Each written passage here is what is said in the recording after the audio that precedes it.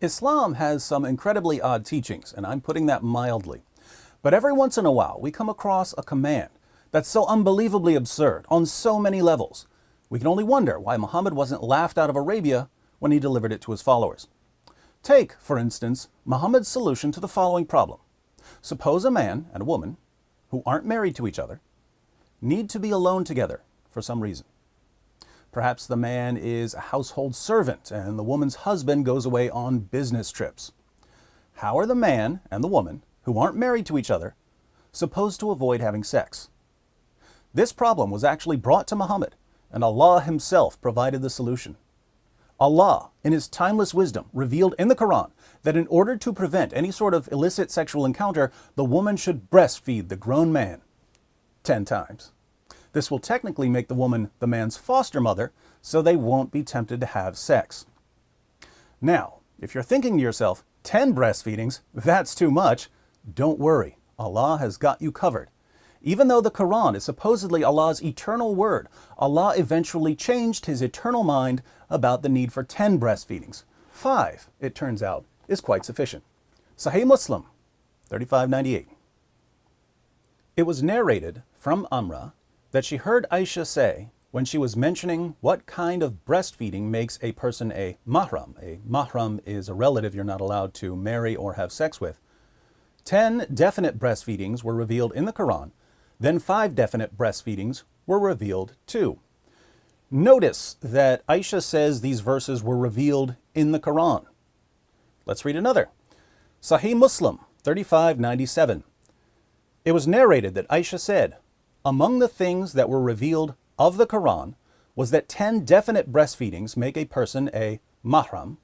Then that was abrogated and replaced with 5 definite breastfeedings, and the Messenger of Allah passed away when this was among the things that were recited of the Quran. So Allah revealed 2 Quran verses about breastfeeding adults. One verse requiring 10 breastfeedings, which was later abrogated by a second verse requiring 5 breastfeedings. Aisha specifically says that this was among the things that were recited of the Quran when Muhammad died. But you can read the Quran we have today until your brain falls out, and you won't find either of these verses. So what happened to them? Well, Aisha tells us what happened to the first verse in Sunan ibn Majah, 1944. It was narrated that Aisha said, the verse of stoning and of breastfeeding an adult 10 times was revealed, and the paper was with me under my pillow. When the Messenger of Allah died, we were preoccupied with his death, and a tame sheep came in and ate it. The 7th century version of the dog ate my homework was apparently a sheep ate my Quran verses. That explains the disappearance of the verse requiring 10 breastfeedings, but the other verse commanding 5 breastfeedings isn't in the Quran either. So we can only conclude that both verses on breastfeeding adults were eaten by Aisha's sheep. Now, was this a mere accident, or was there something more sinister afoot? Let's see if we can solve the mystery of the missing verses. The case begins with a woman named Sahla. Sahih Muslim, 3600. It was narrated that Aisha said, Sahla bint Suhail came to the Prophet and said, O Messenger of Allah, I see signs of displeasure on the face of Abu Hudayfa, that was her husband, when Salim, who was his ally, comes in. The Prophet said, breastfeed him. She said, how can I breastfeed him? He is a grown man. The Messenger of Allah smiled and said, I know that he is a grown man. Creepiest smile ever. So Sahla's husband was concerned about this grown man being around his wife, and Muhammad's response was that she needed to put her breasts in the man's mouth repeatedly.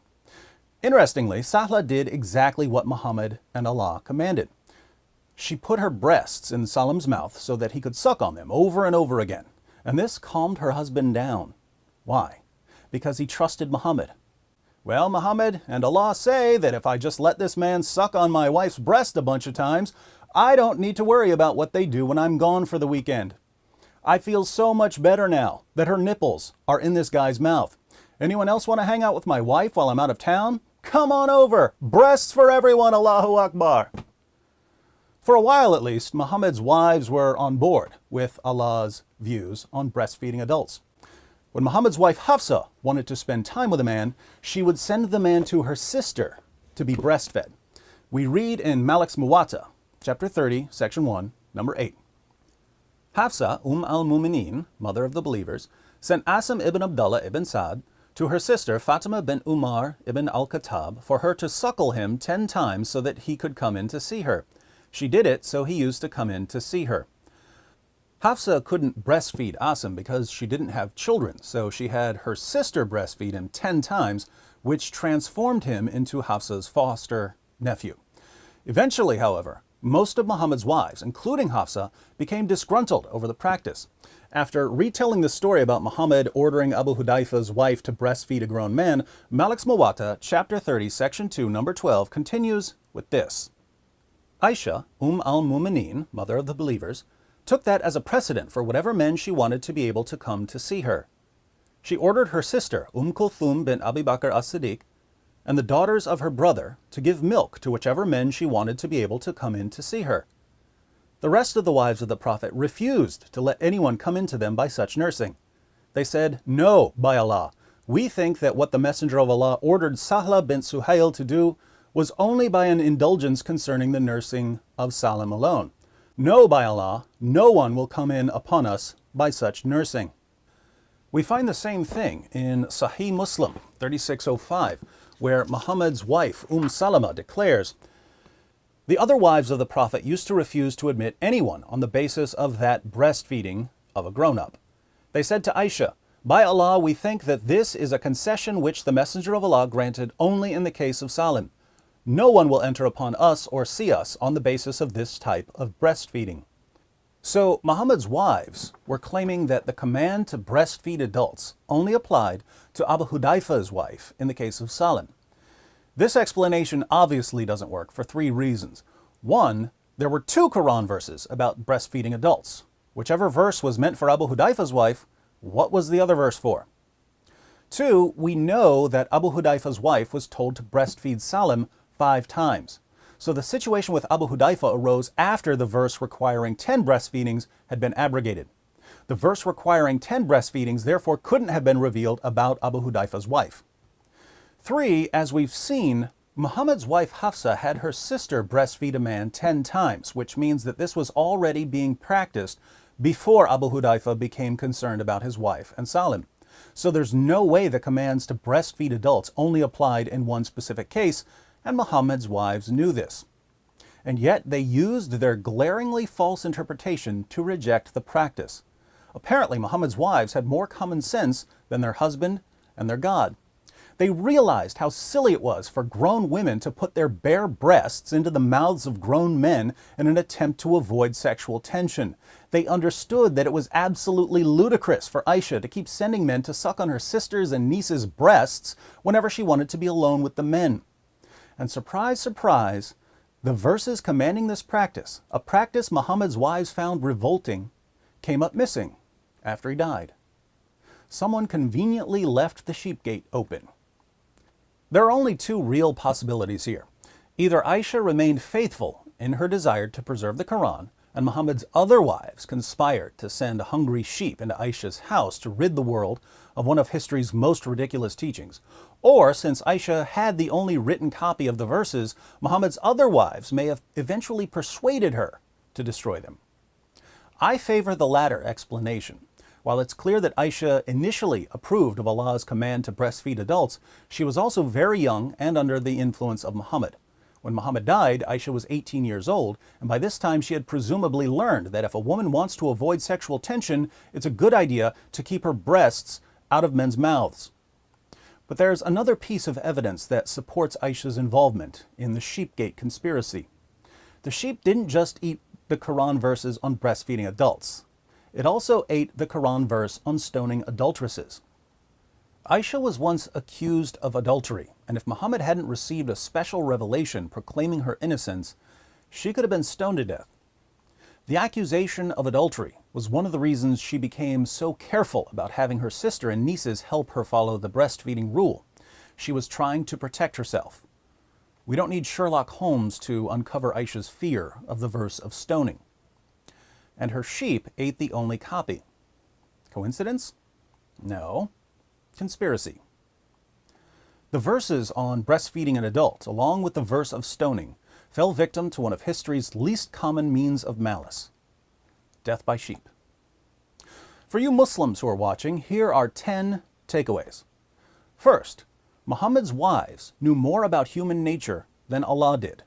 So Muhammad's wives were greater in knowledge than Allah. Second, in the Quran, Surah 15, verse 9, Allah promises to protect the Quran from corruption. And yet Muhammad's wives were able to destroy verses of the Quran. So Muhammad's wives were greater in power than Allah. So was the sheep. Your God couldn't protect the Quran from a sheep. Third, Muhammad's wives had the courage to remove this awful teaching from the Quran. So they were greater in goodness than Allah. Question: if Muhammad's wives were greater in knowledge, power, and goodness than Allah, why are you worshiping Allah? Fourth, if Muhammad's wives were willing to deliberately destroy verses of the Quran, it seems that they may have recognized that they were married to a false prophet. Unfortunately for them, since the penalty for leaving Islam is death, they had to keep quiet about their apostasy. Fifth, many Muslims today don't believe in the doctrine of abrogation, the doctrine that some Quran verses abrogate or cancel other Quran verses. And yet your most trusted sources are filled with examples of Quran verses abrogating other Quran verses. Why do modern Muslim beliefs so frequently contradict orthodox Islamic doctrine? Sixth, you believe that the Quran is an eternal tablet in heaven. But notice that this eternal tablet is incoherent. One verse of the eternal Quran says that 10 breastfeedings are required to make a man a mahram. Another verse of the eternal Quran says that 5 breastfeedings are required to make a man a mahram. The Quran is eternally incoherent. Seventh, the Quran you read today is different from the eternal Quran. Which one's better? Eighth, your Muslim leaders tell you that the Quran has been perfectly preserved, even though they've read the same sources I keep quoting to you. Your leaders know that, according to your most trusted sources, entire chapters of the Quran were lost. Large passages of the Quran were lost. Verses were lost. Phrases were lost. And yet they tell you that the Quran has been perfectly preserved right down to the letter from the time it was revealed to Muhammad. They tell you this because it gives you confidence in the Quran. But your confidence is based on deception. Ninth, if your leaders keep lying to you about the history of the Quran, what else are they lying to you about? 10th, if your leaders are the ones who are lying to you, and I'm the one who's telling you the truth, why do you get mad at me? For more on changes in the text of the Quran, click on A Brief History of the Quran. If you'd like to see me solve another Islamic mystery, click on Who Killed Muhammad?